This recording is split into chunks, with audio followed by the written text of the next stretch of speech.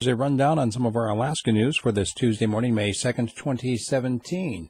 Number of earthquakes hit yesterday in Alaska. Monday morning, people in Juneau, all across the southeast, all the way down into the Yukon, being awoken by these, actually a series of earthquakes. No tsunami, however.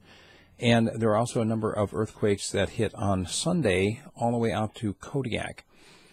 So there's obviously a lot of attention given when earthquakes happen. No major damage in Alaska. However, in Whitehorse, power was knocked out for a while, and school was closed as they were inspecting for possible damage, and there was some road damage that we saw some photographs of. Once again, though, no damage in Alaska. They did say, however, it was the same size earthquake. They killed several hundred people in Italy last year and a couple hundred in New Zealand a few years ago. So if you had one of those populated cities like Juneau in the area in the Haines where the actual big shaking was felt, it would have been a much different story. You could have seen some injuries or fatalities. Once again, there were not in this case. The Supreme Court will not hear the challenge over Alaska polar bear habitat. As you recall, it was established by decree that this area about the size of California is now off limits because of potential polar bear habitat.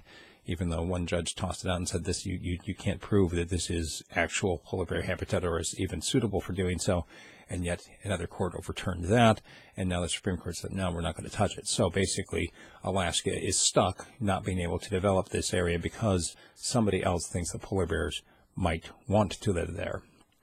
It looks like with the backing of the Fairbanks North Star Borough, Fairbanks might start getting some unsanctioned junkyards cleaned up.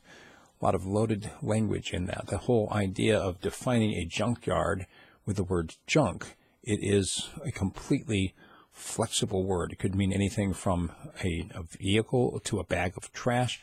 And if you have enough junk in someone's mind to constitute being a junkyard, they will take complaints about your property, whether that's a homeowner or a business or whatever else. The complaints have been rolling in. Now they've got a code enforcement officer who's actually going to go out there and start giving fines to people. Now, the code enforcement officer says that he's going to continue to work with the homeowners, but up to this point, largely the code enforcement has been warning after warning after warning, and then there's no money left for the warning so that they don't do anything else. Now they're actually going to start fining people. The only person to vote against this, Lance Roberts, and this was like back in January when they voted, he's basically saying, hey, look, you can't make people comply at gunpoint.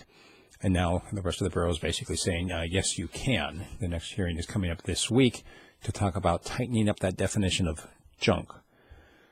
An eyewitness to a high-speed pursuit told about how when the car hit the spike strip that they laid out, this happened Sunday afternoon down on the Seward Highway, it spun out of control and hit a couple of vehicles that were parked at the side of the road, totaling one of them.